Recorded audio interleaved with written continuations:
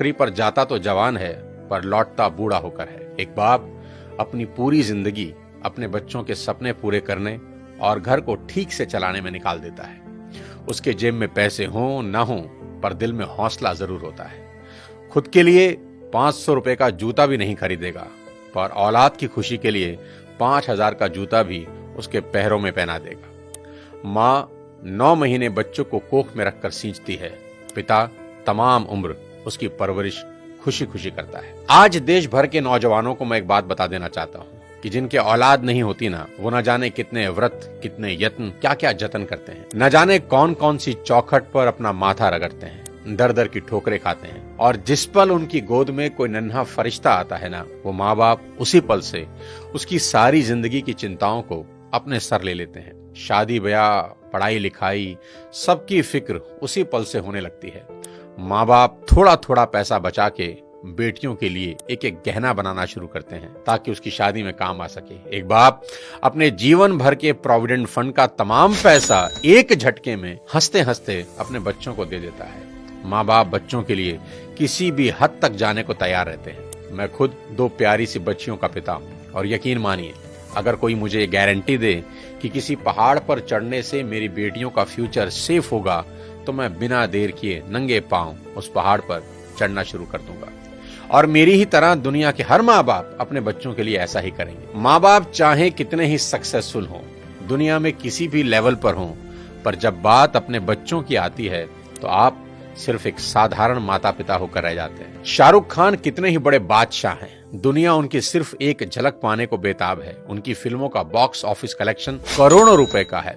वो जिस रोड से गुजर जाएं सड़कें जाम हो जाती हैं। उनकी सिर्फ एक झलक पाने को उनके घर मन्नत के आगे लोगों का सैलाब लगा रहता है। ऐसा स्टारडम किसी किसी विरले को नसीब होता है, पर जब नारकोटिक्स डिपार्टमेंट उनके बेटे को अरेस्ट करता है तो वही सुपरस्टार शाहरुख खान तमाम रिसोर्सेज होते हुए भी समीर वानखेड़े के सामने हाथ जोड़े नजर आते हैं। उनके फोन की चैट लीक हुई जिसमें वो बहुत भावुक होकर समीर वानखेड़े से रिक्वेस्ट कर रहे हैं कि आप मेरे बेटे को छोड़ दें। दुनिया का सबसे बड़ा सुपरस्टार, जिसे दुनिया झुका ना सकी, औलाद के 2 आंसुओं ने उसे तोड़ कर रख दिया।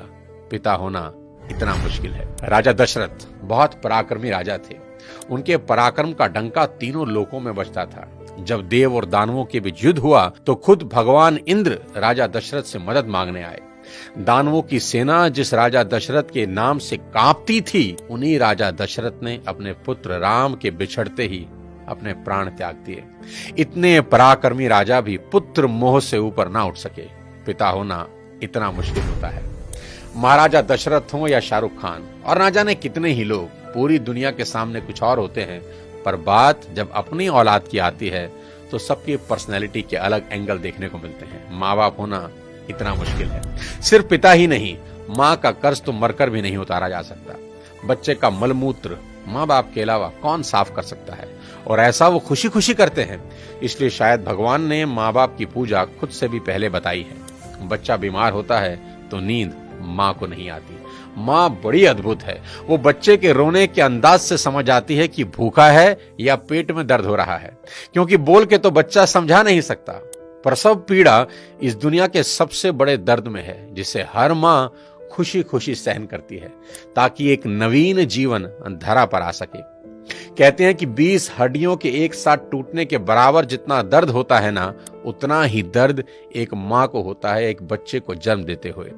याद रखना, इस दुनिया में सिर्फ एक रिश्ता बिना स्वार्थ के होता है, और वो होता है माँ बाप का अपने बच्चों के साथ। उनको बच्चों में सिर्फ इतना ही इंटरेस्ट होता है कि उनके बच्चे कामयाब बने, नेक बने। इसके अलावा उनका कोई सेल्फ इंटरेस्ट कभी नहीं होता। मेरे को यही लगता है कि माँ बाप आपके पैशन के अगेंस्ट नहीं है, ठीक है? वो बस आपको गरीब नहीं देखना चाहते। आज के इस वीडियो में बात करना चाहता हूं आज की जनरेशन से और उनके अपने माँ बाप से रिश्तों के बारे में। सबसे पहले मैं ये एक्सेप्ट करना चाहता हूं कि आज की जनरेशन हर लिहाज से पिछली सभी जनरेशन से बेस्ट है, क्योंकि जितना एक्सपोजर इनको मिला है उतना कभी किसी जनरेशन को नसीब ही नहीं हुआ। मैंने मोबाइल फोन का इस्तेमाल करना शुरू किया जब मैं 21 साल का था। मेरी छोटी बेटी ने फोन और लैपटॉप का इस्तेमाल शुरू किया जब वो 6 साल की। जितना टैलेंट आजकल के बच्चों और युवाओं में देखने को मिलता है, इतना टैलेंट पहले कभी नहीं था। और मैं ये सिर्फ आपका दिल रखने के लिए नहीं कह रहा, मैं दिल से इस बात को फील करता हूं। आज के इस दौर में 98 to 100% मार्क्स कई स्टूडेंट आराम से ले आते हैं, और अगर कोई 98% और 100% मार्क्स ला रहा है तो किसी को कोई हैरानी नहीं होती। और हमारे दौर में सब सब्जेक्ट के मिलाकर भी कई बच्चों के 100 पूरे नहीं हो रहे थे। तो ये बात तो बिल्कुल तय है कि आज की पीढ़ी में टैलेंट की कोई कमी नहीं है। लेकिन कहानी में ट्विस्ट कब आता है जानते हैं?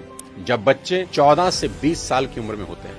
अब इनके हार्मोन्स जम करने लगते हैं, और इसका सबसे गंभीर असर यह होता है कि ये हार्मोन्स बच्चों को पेरेंट्स से दूर कर देते हैं, क्योंकि इस उम्र में बच्चों को चाहिए आजादी, और माँ बाप वो आजादी देते नहीं, क्योंकि वो जानते हैं इस तरह की आजादी के लिए ये उम्र सही नहीं है। तो पेरेंट्स रोकते हैं, समझाते हैं, उनको पता है ये उम्र फिसलने वाली है, यही वो उम्र है जिसमें फ्यूचर बन भी सकता है और बर्बाद भी हो सकता है।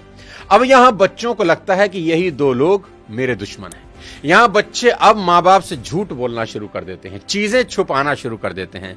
बच्चों को अब दोस्तों के साथ रहने में ज्यादा मजा आने लगता है। अपने ही माँ बाप अब दुश्मन दिखाई पड़ने लगते हैं। अगर किसी बात पर माँ बाप डांट दें तो आजकल के बच्चों का एक फेवरेट डायलॉग है, आवर पेरेंट्स आर आउटडेटेड। पापा आप सठिया गए हो। और अगर बच्चे ऐसा कर रहे हैं तो मुझे इसमें कोई हैरानी की बात नजर नहीं आती। ये नेचुरल है, सभी करते हैं। 25-30 साल पहले हम भी यही करते थे, और आज के कोई 25-30 साल के बाद इनके बच्चे भी ठीक इसी इंटेंसिटी से ऐसा ही करेंगे। ये साइकिल चलता रहेगा। अरे आपको दिक्कत क्या है हमसे? कम से कम हम कोशिश तो कर रहे हैं ना।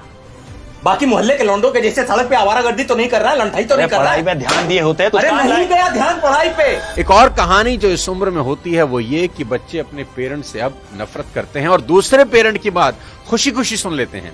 यहां अपना ही एग्जांपल देता हूं। आज बहुत लोग मेरी बात सुनते हैं और मानते हैं, दूर दूर से कंसल्टेशन लेने आते हैं, पर मेरी अपनी बेटी को समझाने में मेरे पसीने निकल जाते हैं। कपिल शर्मा के शो में आमिर खान का भी यही प्रॉब्लम है, जो उन्होंने बताया कि सभी स्टार्स के बच्चे अपने करियर की सलाह मुझसे लेने आते हैं, पर मेरे अपने बच्चे मेरी बात नहीं सुनते। बच्चे बात सुने या ना सुने ये मेरी प्रॉब्लम नहीं है, मेरी चिंता कुछ और है, वो बताता हूं आपको। अभी कुछ दिन पहले मैं एज अ चीफ गेस्ट अपनी बेटी के स्कूल में गया, जहां उनकी प्रिंसिपल ने मुझे इनवाइट किया। उनका कोई एनुअल डे प्रोग्राम था।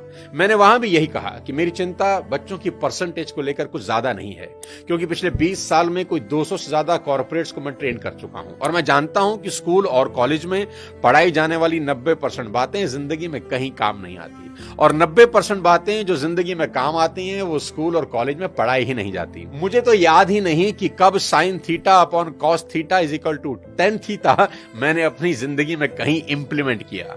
एज अ पेरेंट आज मेरी सबसे बड़ी चिंता यही है कि बच्चे किसी गलत संगत में पढ़कर कोई गलत रास्ता ना ले लें, क्योंकि कुछ रास्ते ऐसे हैं जिसमें वापसी करीब करीब नामुमकिन है, जैसे नशे का रास्ता, जहां एक बार इंसान चला जाए तो फिर वापस नहीं लौटता। नशे पर एक पूरा वीडियो मैंने बनाया है, एक बार जरूर देखना। कोई ऐसा कदम ना उठाएं जिसका पछतावा उन्हें सारी उम्र हो।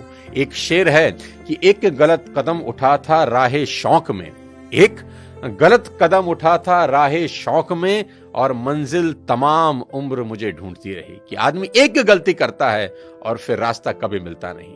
और मेरी तो सभी स्कूल टीचर से बस इतनी ही उम्मीद है और गुजारिश है कि वो बच्चों को एक अच्छा इंसान बना दें, क्योंकि टीचर आज जो पढ़ाने वाले हैं उससे ज्यादा ज्ञान तो गूगल पर एक क्लिक में अवेलेबल है। आज टीचर की रिस्पॉन्सिबिलिटी पहले से कहीं ज्यादा है। वो अपने स्टूडेंट्स को मॉरल वैल्यू सिखा दें, बस देश के लिए कुछ करने का जज्बा उनमें भर दें तो सोने पर सुहागा हो जाए। और अगर माँ बाप के प्रति ग्रेटिट्यूड की भावना उनके अंदर आ जाए तो वो कुछ ना कुछ जिंदगी में कर ही लेंगे। टीचर इंश्योर करें कि बच्चे कुछ भी छुपाएं नहीं, और अपनी सभी छोटी बड़ी बातें अपने टीचर से या पेरेंट्स से डिस्कस जरूर करें। उन्हें समझाएं कि अगर कोई भी प्रॉब्लम है तो उसका हल जरूर है।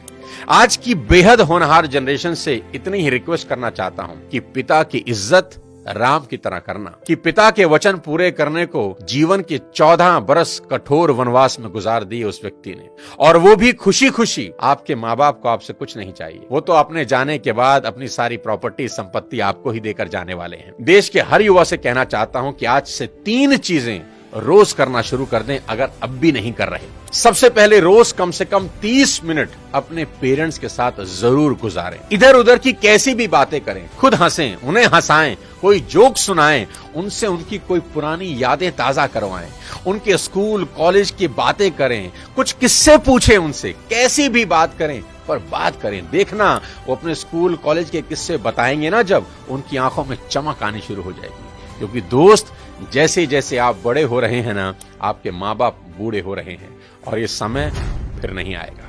उनके जाने के बाद बड़ा अफसोस होता है कि काश ये कर लेता, वो कर लेता। उनका कर्ज सारी जिंदगी नहीं उतार सकते, पर अपना समय उनको देकर उस कर्ज का इंटरेस्ट जरूर भर सकते हैं। मुनव्वर राणा का एक शेर है कि लौट कर जैसे भी हो ऐ जाने पिदर आ जाना, लौट कर जैसे भी हो ऐ जाने पिदर आ जाना, ऐसी वैसी जो खबर सुनना तो घर आ जाना, और वक्त रुखसत हमें इज्जत से सलामी देने, जब डुबोने लगे दरिया तो नजर आ जाना। आस पास ही रहना अपने माँ बाप।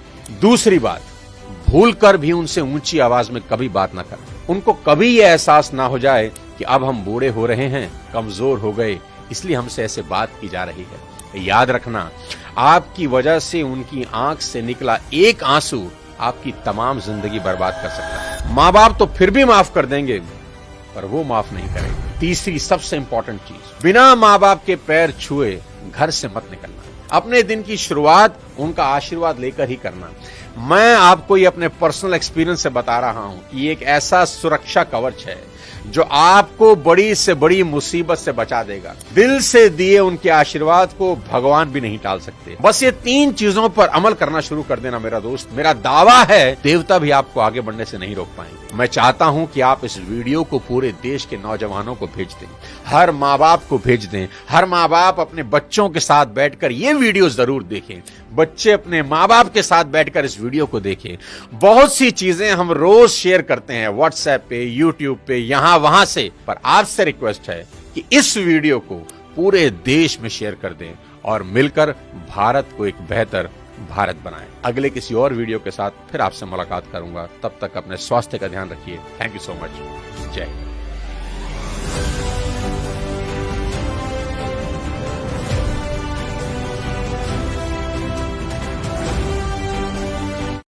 चलो